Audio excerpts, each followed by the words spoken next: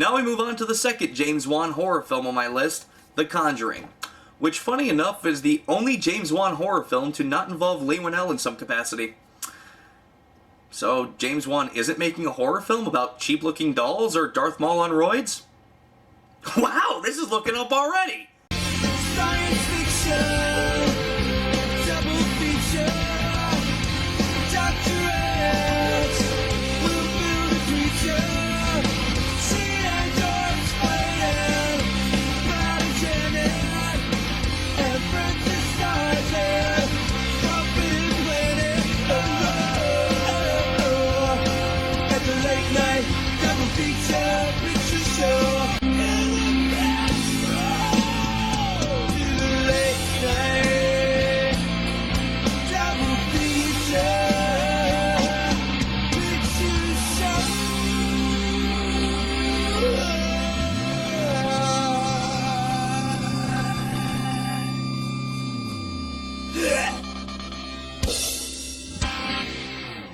Welcome back to the 13 Films of Halloween. I'm Adam J.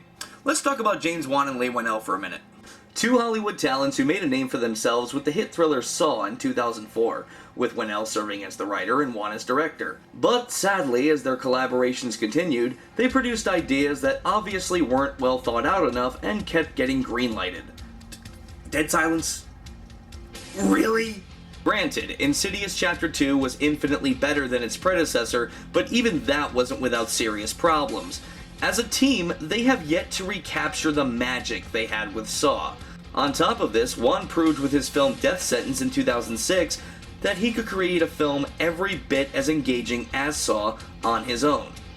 So when news of The Conjuring came out, I was anxious to see how Wan could do a horror film without his partner in crime. The Conjuring is actually written by Carrie and Chad Hayes, who penned the pitiful remake of House of Wax, but who also penned the movie The Reaping, a film I've made it very clear in the past that I did enjoy. So going in, I knew The Conjuring could go either way, and I'm happy to say that it went the right one. The Conjuring is James Wan's best horror film by far. Do I think it's perfect? Not entirely, but it's certainly better than Darth Maul on roids. You know what? I know I've been dwelling on that, but seriously, what the fuck was that? Anyway, The Conjuring is, big shock, another horror film based on true events. But don't worry, unlike Wolf Creek, The Haunting in Connecticut, and the Amityville Horror remake, this film actually instills you with the ability to give a shit. The Conjuring stars Ron Livingston and Lily Taylor, who we for some reason still allowed to act in horror movies after her horrendous performance in the horrendous remake of The Haunting, but I digress. Livingston and Taylor portray Roger and Carolyn Perrin, who move themselves as well as their 5 children into a new house which, true to horror movie cliche fashion, just happens to be haunted. When the ghosts haunting their new home suddenly become more violent, Roger and Carolyn enlist the help of world-renowned paranormal investigators Ed and Lorraine Warren, the latter of which is still recovering from an exorcism that went horribly wrong. But even with 2 paranormal investigators on the family's side, the ghosts in the house still have plans for the mother.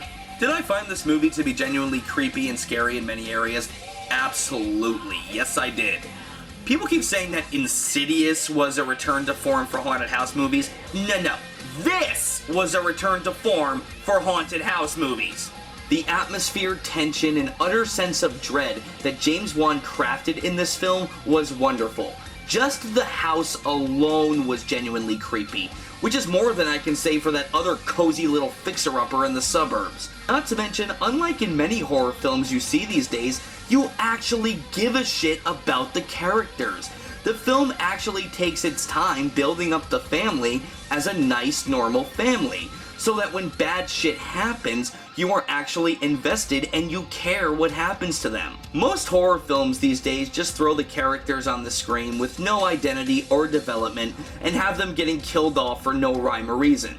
And I'm sorry, it's fucking lazy. So lazy that it makes me want to burn the Platinum Dunes building to the ground. I know they're not the only offenders in this matter, but goddammit, they're the big ones. They're repeat offenders.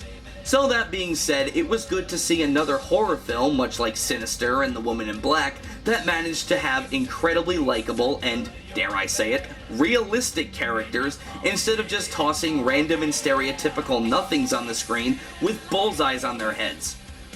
On top of this, the actors all do damn good jobs in their roles. I especially loved the daughter character played by Joey King, as she did perform perfectly one of the creepiest scenes in the film.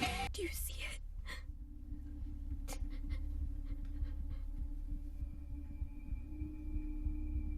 There's someone behind the door. What? There's someone standing over there. I don't see anyone. It's looking right at us.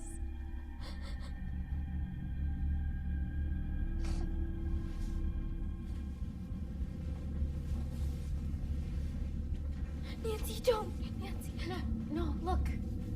Look, there's no one here. See? Ugh, it's that smell again. Oh my God. It's standing right behind you.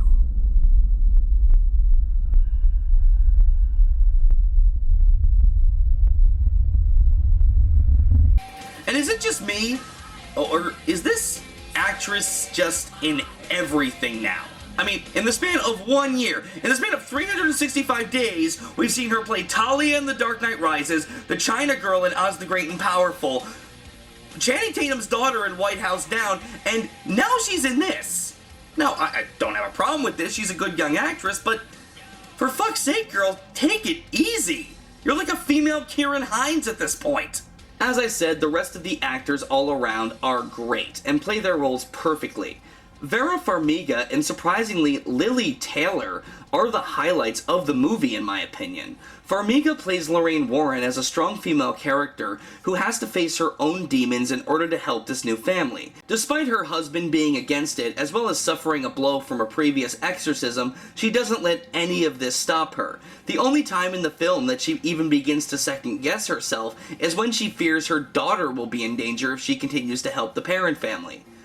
I liked how the film gave this character issues to deal with that were more interesting and complex instead of watered down and cliched. Taylor plays Carolyn Perrin as a distraught mother who just wants to keep her family safe but slowly starts losing herself as the film goes on, ultimately leading to her being possessed by one of the spirits in the house. When she does become possessed, Taylor gets a chance to really shine, especially in the film's climax where the Warrens have to attempt an exorcism.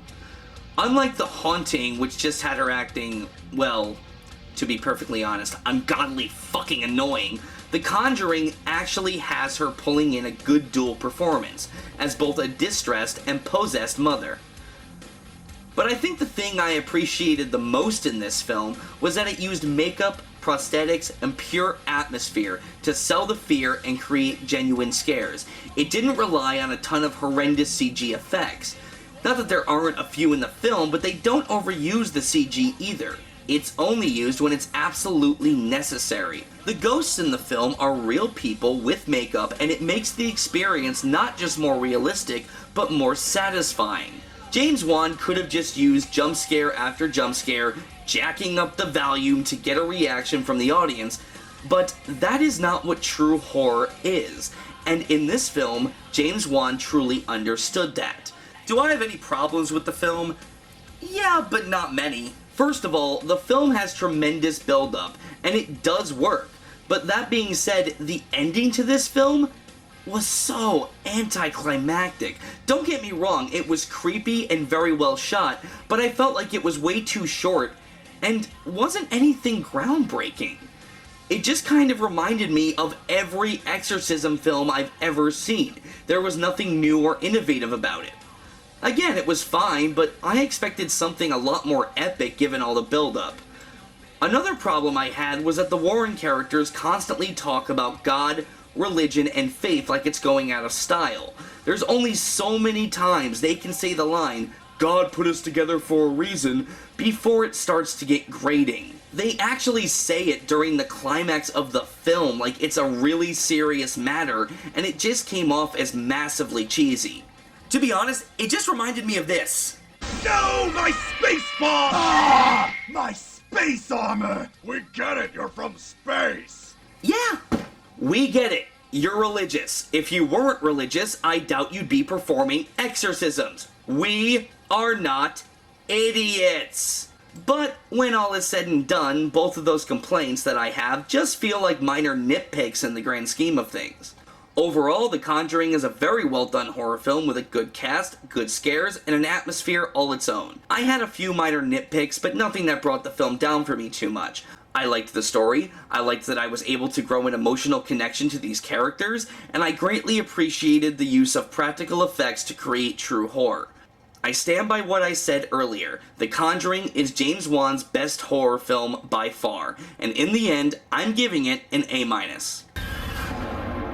We have to get out of here. That's not gonna help. This thing has latched itself to your family. Father, we never seen nothing like this. I'm coming with you. No way. I can't lose you. There's a lady in a dirty nightgown that I see in my dreams. She's standing in front of my mom's bed.